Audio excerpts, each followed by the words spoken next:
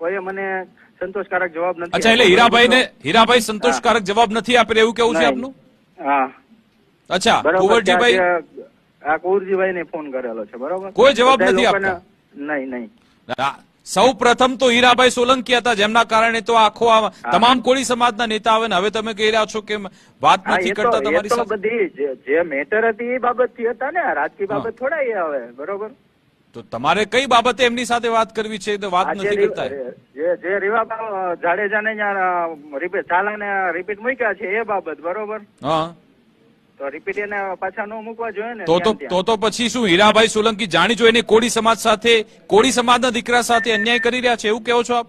હવે એ તો માણસો જોવે. ઓકે, તમે અમારી સાથે જોડાયેલો, આપણી સાથે ધારાસભ્ય હીરાભાઈ સોલંકી જોડાઈ ગયા છે. હીરાભાઈ, નવનીત બાલદિયા તો એમ કહી રહ્યા છે કે તમને ઘણા બધા ફોન કર્યા, તમે ઉપાડતા નથી. કોળી સમાજના યુવકને તમે કેમ આવો દરકિનાર કરી નાખ્યો? તમે તો ન્યાયની શરૂઆત કરી હતી, હવે તમે ફોન નથી ઉપાડતા એટલે બિચારા કોંગ્રેસમાં જોડાઈ ગયા.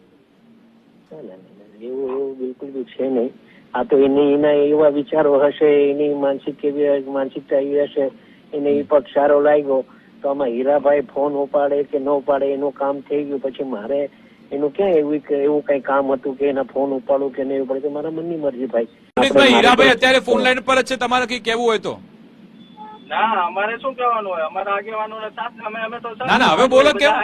તમે તમારો ફોન નતા ઉપાડતા, અમે કનેક્ટ કરી દીધા, તમે કહી દો શું કેવું છે હીરાભાઈને? કોઈ પણ અન્ય પક્ષમાં, કોઈ બીજેપીમાં હોય, કોઈ આપમાં હોય કે નવનીતભાઈ, તમારો ફોન નતો ઉપાડતા હીરાભાઈ, અત્યારે ઓનલાઈન જ છે, બોલી લો તમારે જે કેવું હોય. આપણે એ તો કહીએ કે શું કામમાં છે એટલે ન ઉપાડ્યો હોય ફોન. અરે અત્યારે ઓનલાઈન છે, હવે તો કહી દો.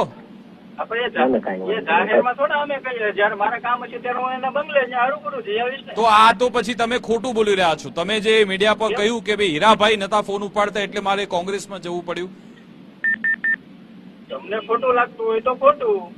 અચ્છા, તો આ તો તમારી ક્રેડિબિલિટી પર સવાલ થાય છે નવનીતભાઈ. તમે ઓનેર ટીવીમાં ઓનેર તમે કહો છો કે હીરાભાઈ ફોન નથી ઉપાડતા એટલા માટે કોંગ્રેસમાં જોડાયો, બરાબર? હીરાભાઈ છે ઓનલાઈન, કહી દો તમારે જે કેવું હોય. કેમ ડરો છો? હવે તો કોંગ્રેસમાં છો. પણ હવે તમે સાહેબ કોંગ્રેસમાં આવી ગયા છો, પ્રદેશ પ્રમુખે તમને કેસ બનાવ્યો, તો કેમ ડરી રહ્યા છો બોલતા? અમે કોઈ પણ પક્ષમાં ગયા હોય, બરોબર, પોતપોતાનો પોતે પક્ષ લઈ શકે છે, બરોબર, પણ અમે સમાજ લેવલે તો એક જ છીએ ને. ટૂંકમાં તમે અત્યારે બોલતા ખચકાઓ છો કારણ કે હીરાભાઈ ફોન લાઈન પર છે, હું સમજી શકું છું. ચલો, આભાર નવનીતજી. હીરાભાઈ, હવે તમે શું કહેશો આમાં? આપને રાજનીતિ લાગી રહી છે, કોઈ કોંગ્રેસની જે આખું પ્રકરણ થયું, સમાજ આમાં ક્યાંય ભેરવાઈ નથી ગયો ને એ તમને લાગે છે? એમને ઈ સારું લાગ્યું, ત્યાં ગયા. હું પાર્ટીનો કાર્યકર્તા છું. ઓકે, પક્ષની જયારે વાત આવશે ત્યારે પક્ષનું કામ જ કરશું. સમાજની જયારે વાત આવશે, કોઈ પર એવો અન્યાય પાછો એવો કંઈક થશે તો સમાજની દ્રષ્ટિએ અમને લાગશે કે જે સમાજના લોકો પર અન્યાય થયો છે ત્યારે સમાજને વારે રહેશું.